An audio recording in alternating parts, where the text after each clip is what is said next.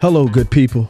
If you're tired of a world of fake news, fake personalities, and fake images, you're tuned into the right place. This is Shawn Barksdale, and this is 10 Minutes of Truth. Forget about what somebody else think about you. What do you think about you? Your past don't define you. Most people know my story of being incarcerated for 15 years. But what a lot of people don't know or don't hear is the side of the story from the family members that go into these prisons or be incarcerated with us. So today we have on my beautiful daughter, Ashya Barksdale. So Ashya, just tell the people a little bit about yourself. From birth up until I was about 15 years old, my father was incarcerated. Due to some issues in my home, I was forced to live with my grandmother, who is my father's mother. The journey was very bumpy, but with determination and good nurturing, I was blessed to be able to graduate high school with my associate's degree, and I now attend VCU with a 4.0 GPA, and I'm currently on the dean's list. Yeah, my baby girl, we went through a lot. So let's get right into it. There's a few questions that I have for you. I've never asked you, and one of the first questions that I had for you, as I was thinking about it, what I wanted to ask, is what is your first memory of me? Honestly, my memory is a little shaky, but the first memory that I actually have of you is me telling people that you were in school. Like, I was too embarrassed to tell people that you were actually in prison, or maybe I just didn't understand the whole concept. But I would just remember me telling my friends, you know, some of my family that, yeah, my dad's in school, you know, he's away right now. Wow. I thought you was going to say, you remember me making them big ass burgers. You remember they had burgers in prison. They were called Big AZ burgers, but we used to call them big ass burgers. So she wouldn't curse. So she'd be like, "Can I get one of them big butt burgers?" But that, our history is rich, but of course you came up with me in visiting rooms, which we know. So I remember that. And quick story is I remember my mother saying, "Shawn, you're going to have to talk to Ashya because she thinks you're in school." And I didn't want to make her into a liar. So as I was getting myself together, I was going to school and graduating from different courses and GED and college courses and trades. So I had you come up. You remember when you came up?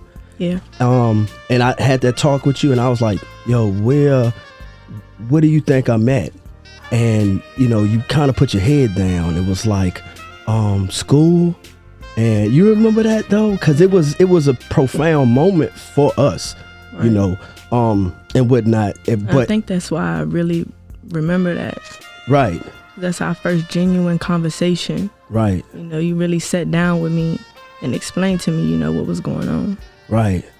And because I remember it vividly, being beside you, because I think we took a picture too. You had that white dress on. Yeah. But I remember me telling you, I am in school, but this school has fences around it. Yeah. I remember that and whatnot. Are you tired of waiting for shirts for weeks and months? On top of that, not being able to get someone on the phone to even ask about them? Not at Press for Time Tees. We guarantee up to 100 shirts in 9 business days. That's right, Press for Time Tees. PRESS, the number 4, TIMETEES. That's PressForTimeTees.com. We don't make shirts, we make memories. But being that we're talking about memories, right? Because memories are very important. What's the first thing you remember being scared of? Can you remember the first thing you were scared of, ever scared of? Of you? About no, me? Just period. In life, like one of the first things you can remember, like that you were scared of? Leaving my mother. Really? Can you just talk a little bit about that? So, when I was around 9 years old, my mother, she had issues, struggling with things. And, I was forced to live with my grandmother. And, I really didn't understand what was going on at the time, but I remember her leaving me. She didn't tell me goodbye, she didn't tell me, I'll be back for you. But I remember, that I would cry every single day because I didn't have either of my parents in my life. And I didn't really understand at the time. I remember her coming back to me, explaining what was going on and, how she was sorry that she left me in the condition that she did. I gotta say, hearing that, because we talked about it before and I've apologized before, but I apologize to you because as your protector, the person who's supposed to protect you, I wasn't there. I wasn't there for you. And I apologize for that because every child deserves to have a protector or their parents. So, just keeping with memories, because we just want to share with the public, we want to share with the people your side of the story of growing up with me and those memories that you have, bouncing around prison to prison.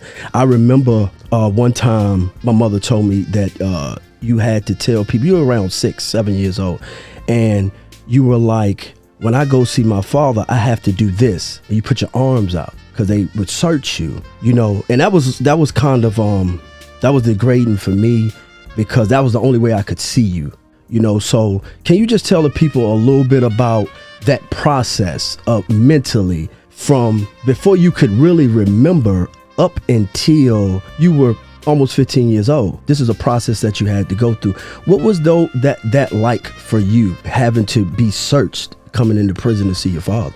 From about the time that the visitation started, my grandma, she would always try to get there early to beat the crowd. And I would just remember us, she would tell me, leave your watch in the car, leave your phone in the car, you can't bring certain items into the prison. But I remember, you would have to take like certain things off. You have to take jackets off, then they'll be like, you can walk through now, and you walk through the metal detector, you hold your arms out, they take the little wand and, they scan you down. And yeah.